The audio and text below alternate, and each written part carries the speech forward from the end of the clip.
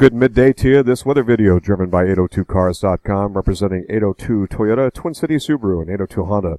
They are all located off of exit 7 on Interstate 89. We're looking at our nor'easter here. This is kind of a top-down vertical view, and this is technically where the area of lowest pressure is. And you can see a lot of different cloud formations and whatnot.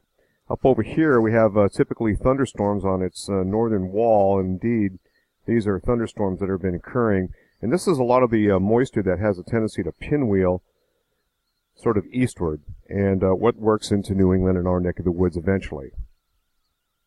Little different view here. This is the 500 millibar circulation, so it is being captured. This is the upper level low that is now cut off into, it was a trough and now cut off into an upper level low, and it's forcing this system in this kind of a vicinity here. Of course, it's pulling in a ton of moisture, and this is spreading inland, and of course we have snow conditions across a wide area now.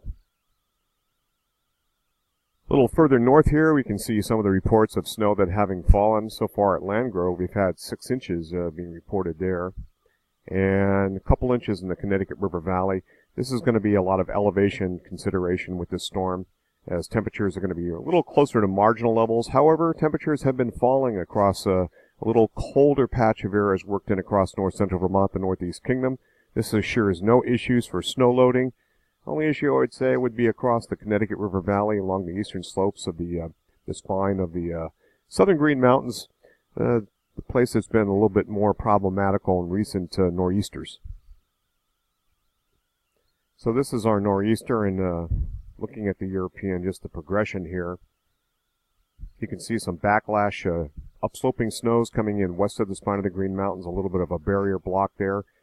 And a lot of that moisture comes our way around that nor'easter, and then it kind of does a loop-de-loop and then begins to pull away. But we're still under the influence here. This is Thursday afternoon, about 2 o'clock. And we get into Thursday night. We scatter out as a little bit of flurry activity. But even then, we still have some upsloping component through the day on Friday. Finally, by the time we get into the overnight period Saturday, the last of the flurries begin to exit out of the region.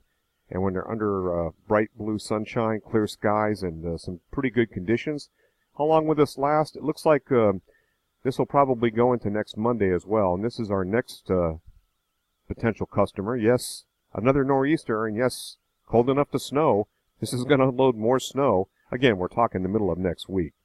This will change a million times, so something to keep in mind, but probably the evolution of this will be a little bit different. So this is noon, 1, 2, 3, that's 4 o'clock this afternoon, 5, 6, 7, 8, 9, 10, 11. We have midnight, 1 o'clock in the morning, 2, 3, 4 in the morning Wednesday. And total accumulated snow at this point, that's what we're looking at additional from this point on top of what we already have, which is really only a couple, an inch to 2 inches here. So we're going to add this. This is by 4 a.m. in the morning Wednesday.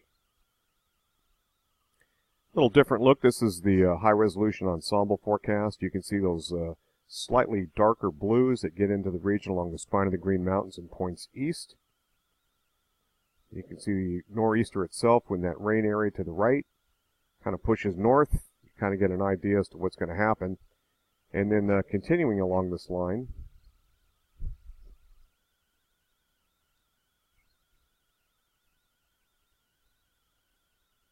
and you can see this goes into about 4 o'clock on Wednesday.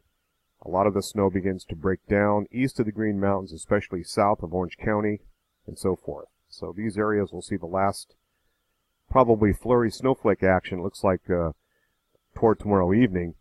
A lot of us will continue to see snowflakes right into Thursday and looks like into Friday. Roger Hill, Wuthering Heights.